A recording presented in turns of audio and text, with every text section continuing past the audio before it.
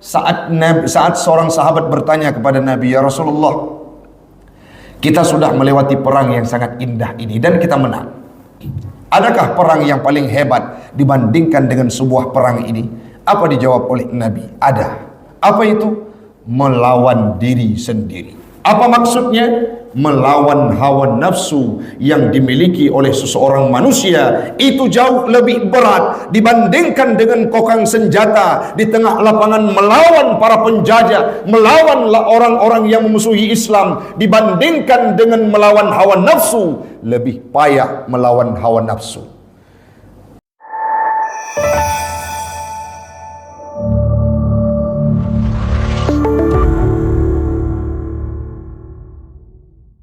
Jamaah sekalian, karena ini merupakan malam kelima, artinya belum pun sampai 10 yang pertama, kami ingin membuka sedikit wawasan terhadap bagaimana kelebihan bulan Ramadan itu sendiri. Pertama sekali, dalam sebuah penjabaran yang ayat yang kita bacakan tadi ditafsirkan oleh Ibnu Ashur dalam kitab tafsir beliau At-Tahrir wa Tanwir. Apa yang beliau sampaikan terhadap ayat kutiba alaikumus syiyam?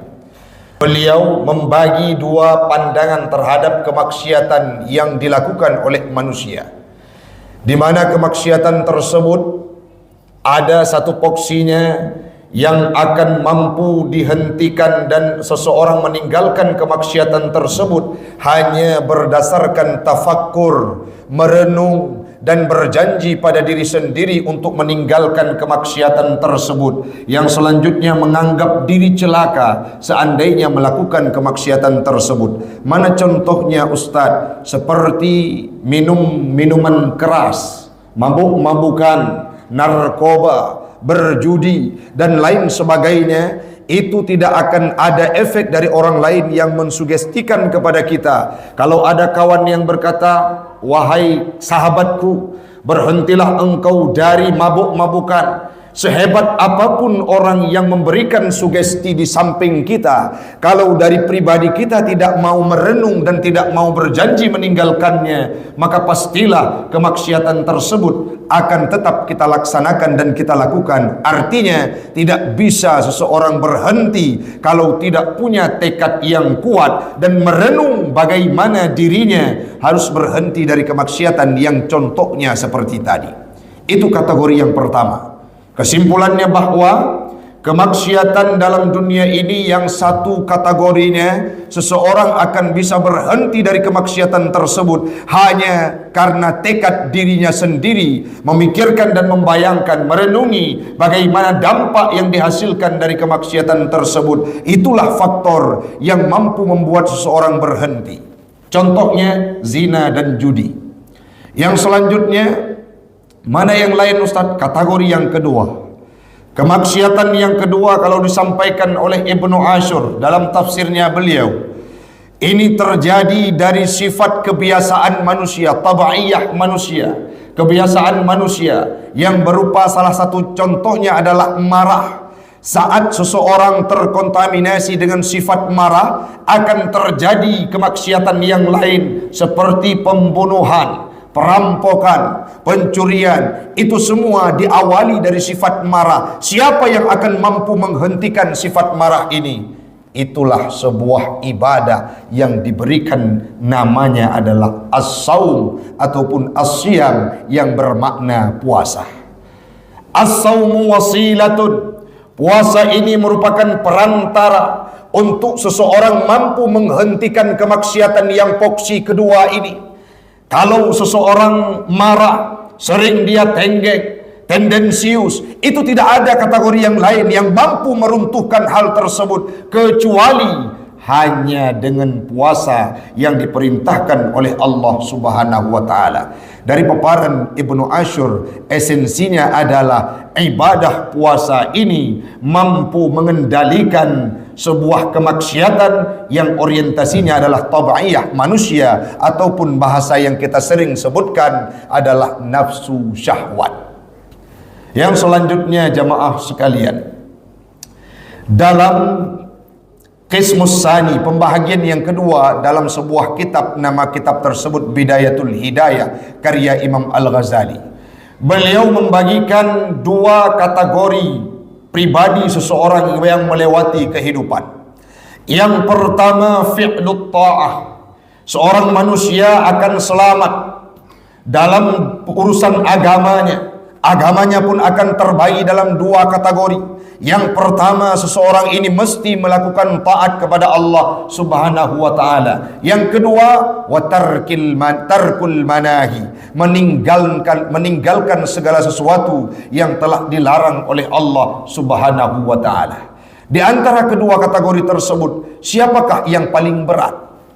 Banyak orang yang berasumsi bahwa melakukan kebaikan, melakukan taat kepada Allah Ta'ala itu sangatlah payah. Padahal kalau kita komparasikan dengan meninggalkan kemaksiatan, tarkul manahi, meninggalkan semua yang dilarang oleh Allah Ta'ala, jauh lebih payah dibandingkan seseorang yang beribadah.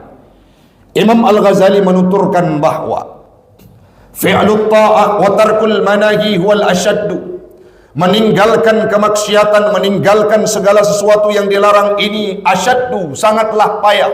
Kenapa? Fa inna ta'ati yaqdiru alaiha kullu ahadin. Sedangkan melakukan ketaatan, salat, zakat, puasa dan segala macam ibadah yang kita lakukan, semua orang mampu untuk melakukannya.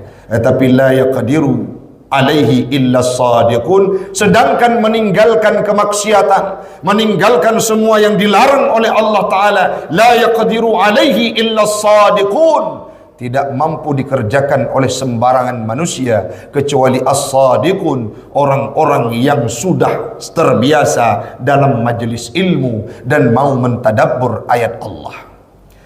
Dari ungkapan tersebut disinkronkan, direlevankan dengan hadis yang diutarakan oleh Nabi. Nabi pernah berkata dalam sebuah hadisnya, al-muhajiru man hajaras su'a. Yang dimaksud orang berhijrah itu orang yang meninggalkan keburukan, bukan orang yang melakukan kesolehan. Sekarang kita lihat banyak orang yang mendefinisikan, asai kana urang, ada orang yang rajin ke masjid, ada orang yang tidak pernah hengkang dari saf solat, ada orang yang berpuasa tiap waktu, itu dianggap orang hijrah. Padahal kalau ungkapan Nabi dalam hadisnya, al-muhajiru man hajaras su'ah, orang hijrah ini bukan orientasinya, bukan prioritas karakternya, kriterianya adalah orang yang melakukan kebaikan, melainkan yang mampu meninggalkan kejahatan. Jadi orang yang hijrah, kalau kita lihat kawan-kawan kita, dia belum soleh, belum ibadah, belum banyak beribadah, cuma baru ibadah-ibadah wajib saja. Tetapi dia sudah mampu meninggalkan keburukan tempo dulu, pada tahun-tahun sebelumnya. Itu termasuk dalam kategori orang yang hijrah, dan seperti itulah semestinya hijrah. Yang selanjutnya, Rasul melanjutkan hadisnya, wal mujahidu man jahada hawahu.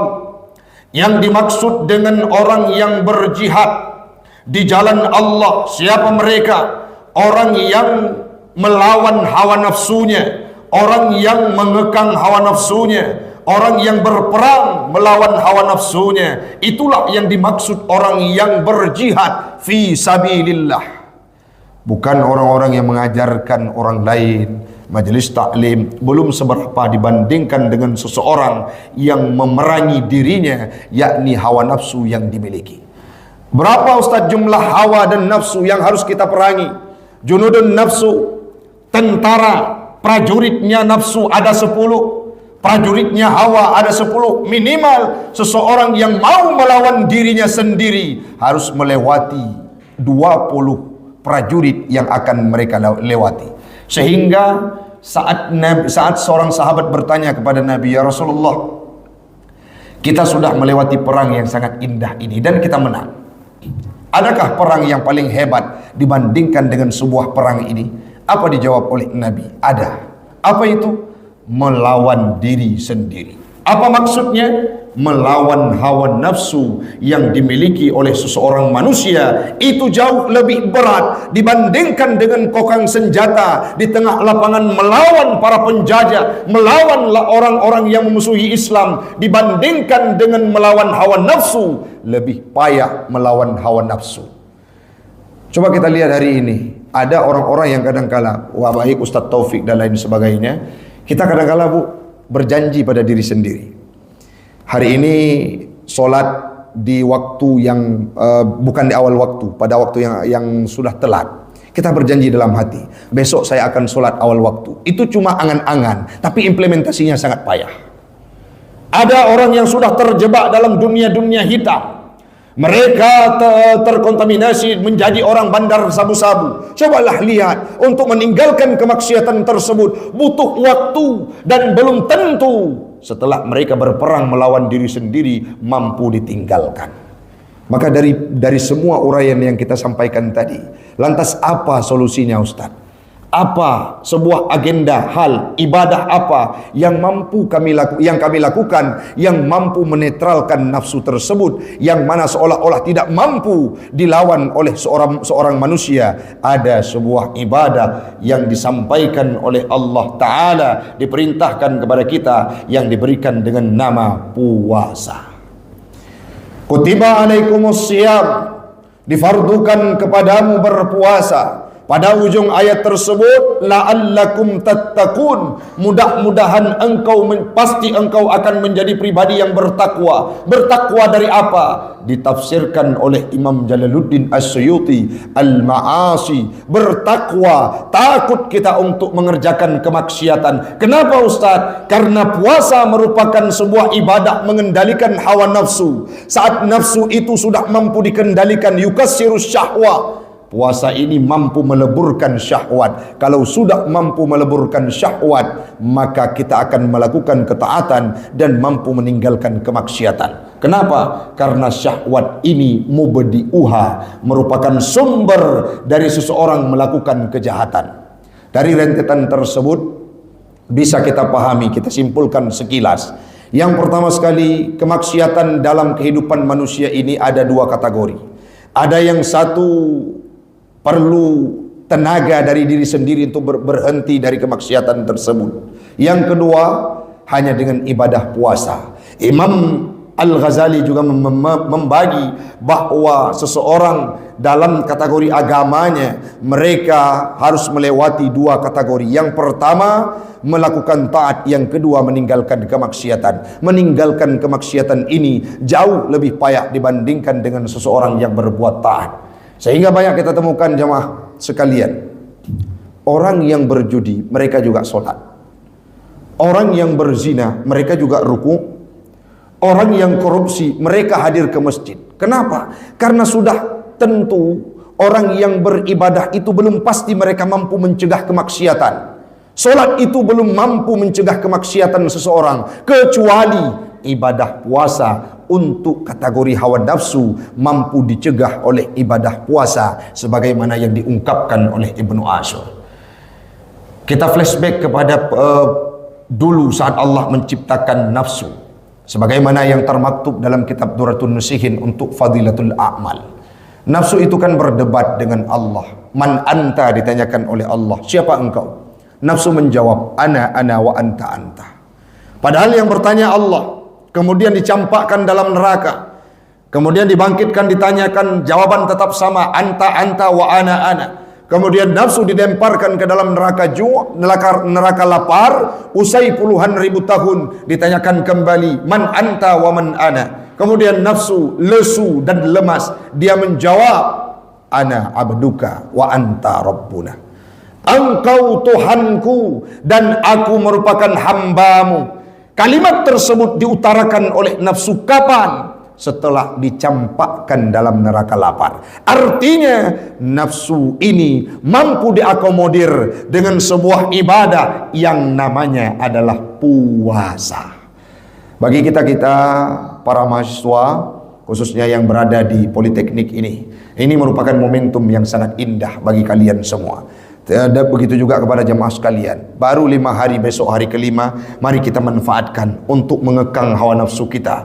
Dari nafsu amarah berubah menjadi nafsu mutmainnah, nafsu lawamah berubah menjadi nafsu mutmainnah. Kalau seseorang sudah mengemban nafsu mutmainnah, apa janji Allah? Fadkhuli fi ibadi wadkhuli jannati. Masuklah engkau dalam dalam hambaku dan masuklah kalian dalam surgaku. Mudah-mudahan semuanya kita akan mampu mengakomodir nafsu pada ujung Ramadan. Nafsu mutmainnah lah yang tersemayam dalam diri kita dan kita mendapatkan titel muttaqin. Amin.